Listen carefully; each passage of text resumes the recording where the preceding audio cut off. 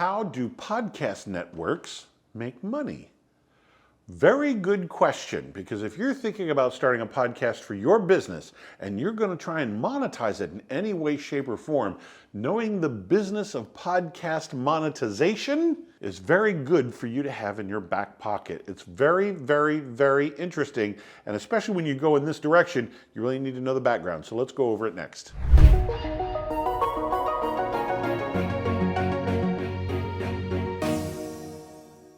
So how do podcast networks monetize? Well, first of all, I'm going to show you the exact structure that they use to put things together for monetization. Second of all, how are you going to fit into that structure? And third, what you can do up front right now to set the stage for monetizing later on.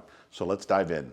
First of all, how does this whole monetization thing work, especially when it comes to podcasts? You always hear about YouTube, you always hear about TV and radio and all that kind of stuff, but what about podcasting? How do podcast networks make their money? Well, a lot of the podcasting networks, hopefully, have some really, really significant shows. Think of it as a TV network. They have some really good shows where millions of people end up tuning in. Do you remember NBC on Thursday nights, must-see TV? I know I'm dating myself. Basically what you're doing is then bringing a whole group of people around at the same time from 7 to 7:30, from 8 to 9 to watch that one hit show. Now, knowing that there are millions of people watching, you as the network, ABC, NBC, CBS, whoever it was, they can charge a premium to advertisers to run an ad during that show that's so popular with millions of eyes on their sofas watching all at the same time. When it comes to television, trying to come up with a hit TV show really is, there's got to be more to it than just throwing darts at a dartboard, but there is quite a bit of luck involved as well. I mean, after all, how many other shows are also on TV that aren't the #1 rated shows, whether it's on the same network or even a different network at the same time slot, or other time slots for that matter. Face it, there's only about 2 or 3 shows that we're ever always really talking about at any given season, right? So that means the rest of the 24-hour clock has to be filled with shows that aren't doing as well. Not bad shows, but they gotta be good to at least sustain the revenue and the revenue demands of the network. So one of the big things that drives the entire thing is how many people are watching at any given time and how long are they watching. That's another critical number. In radio, we called it TSL, time spent listening. And the same thing goes for your YouTube channel. The same thing goes for your podcast. The longer people are listening or watching your YouTube channel or your podcast, the more frequently they can be hit with an advertiser message. Remember, advertising works on repetition. It's much more effective with repetition. Well, if I'm going to be watching a show or listening to a podcast for 5 minutes, or if I'm going to be watching this show over here for 2.5 hours and binge watching, where do you think I'm going to find more messages and more, where am I going to see more ads? When I'm binge watching, of course, but I have to find a show that I really like in order to binge watch it. The 5-minute show, maybe I saw an ad. Maybe I just caught it at the right time. But I only saw it once. I didn't see it repeatedly. Like I said, repetition is the key. But on those longer views, or let's say maybe you're not binge watching, maybe you're just adamant about tuning in every week at that time when the new episode airs. That's where they know they're making their money, because people are coming back again and again and again, and they can count on those millions of eyes every week. So if TV is shows, and that equates to eyes, and eyes equate to advertisers.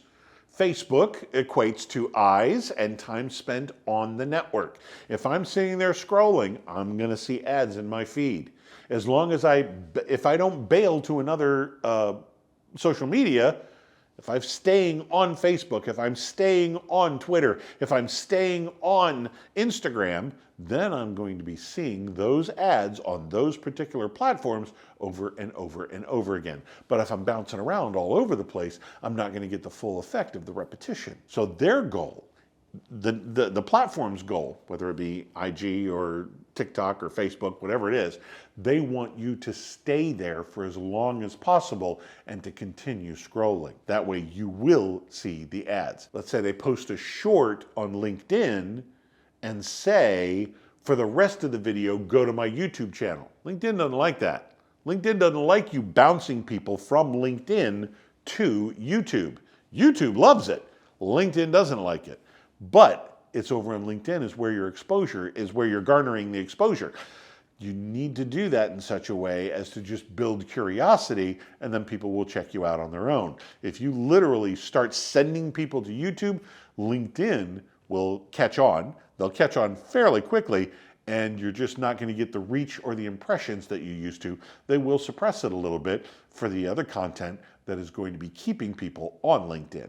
So there's a whole behind the scenes business going on with all of these, whether it's podcasts or YouTube or even blogging. Whatever it is, there's a whole nother hierarchy in business behind it. And we cover that here at this channel. And if you want to know more about any of it and all of it, please subscribe, hang around, check out a few more videos like this one if it finally was an aha moment for you. And if you've got any other business owner friends that could benefit from starting a podcast or starting a blog or starting a YouTube channel, tell them about the channel. Hopefully they'll subscribe too, and they'll thank you for it.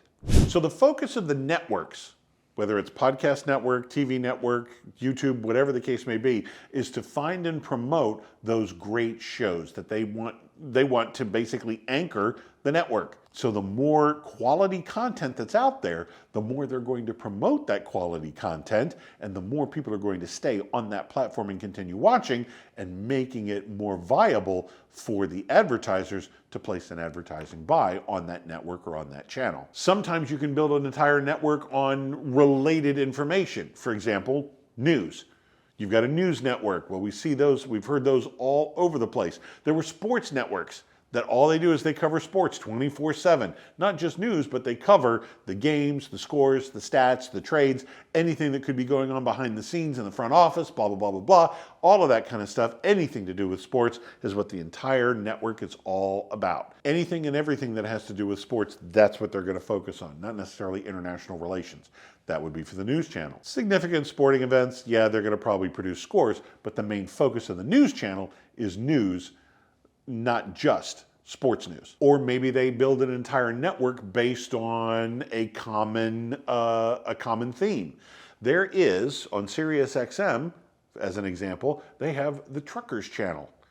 What is important to truckers? Anything and everything that has to do with gas prices, contracts and negotiations, construction, weather, what's going on across the United States as far as wrecks are concerned.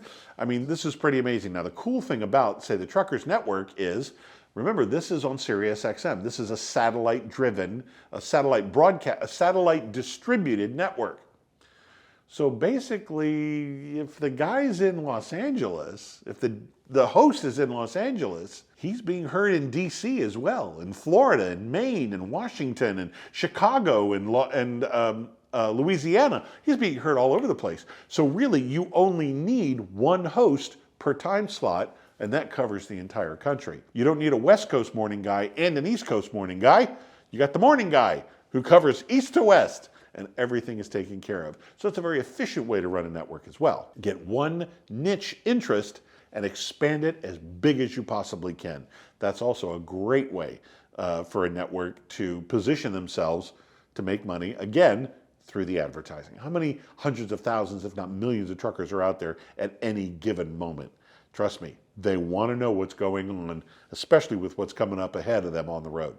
They're going to be listening to the Truckers Network. It's an absolutely fascinating network. So now that you know how podcast networks position themselves, how are you going to position yourself? Make yourself the valuable content creator for your particular niche and audience. Well, I'm going to help you along the way. I have a free guide. Look in the description down below. Click on the link to the free guide to free audio editing software. That will help you along the way and hopefully not cost you a dime. This is a free guide for free software. All kinds of stuff. Now, some of them you can upgrade and pay for the upgrade. Others, just stick with where you are and stick with the free stuff. However you want to play it, that's totally up to you. But let's get you started economically. How about free? Is that economically enough for you? Start your podcast free.